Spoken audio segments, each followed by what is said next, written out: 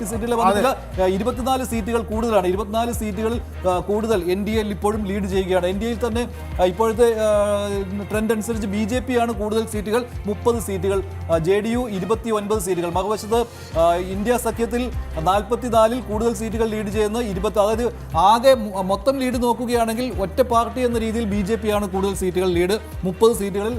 തൊട്ട് പിന്നിൽ തന്നെ RJD ഉണ്ട്. RJD ഏറ്റവും വലിയ. മാത്രമല്ല ഈ ഇന്ത്യ സഖ്യം വലിയ പ്രതീക്ഷ വെച്ച് പുലർത്തിയ വികാസ്ശീൽ ഇൻസാൻ പാർട്ടിയുടെ അവസ്ഥ ഒരു സീറ്റിലും ലീഡ് ചെയ്യുന്നില്ല, ഒരു സീറ്റിലും ഇല്ല, ഒന്നും ആക്കാൻ കഴിഞ്ഞ തവണ മറുവശത്തായിരുന്ന സമയത്ത് VIP-ക്ക് 5 സീറ്റുകൾ, 4 സീറ്റുകൾ.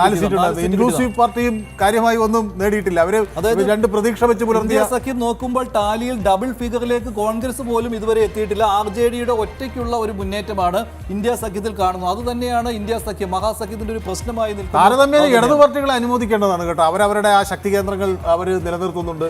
ഇപ്പൊ ML-ലും പക്ഷെ തിരിച്ചടി കേട്ടോ. 9 എങ്ങനെയാണ്, അല്ല കിരൺ, എങ്ങനെയാണ് ഇപ്പോൾ ഏറ്റവും പുതിയ ട്രെൻഡ് എങ്ങനെയാണ് വന്നിരിക്കുന്നത്? India 44, NDA 69. ഇത് മേഖല തിരിച്ചിവിടെ കാണുന്നുണ്ട്. പക്ഷെ ഒരു പൊതുവായുള്ള തുടക്കത്തിലെ വിലയിരുത്തൽ എങ്ങനെയാണ് കിരൺ?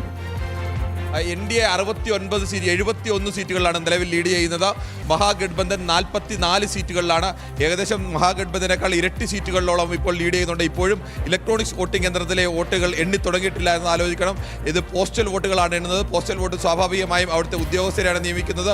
ആ ഉദ്യോഗസ്ഥരെ നിലവിലെ സർക്കാർ നിയമിക്കുന്ന ഉദ്യോഗസ്ഥരാണ്. അതുകൊണ്ട് തന്നെയാണ് ഇപ്പോഴും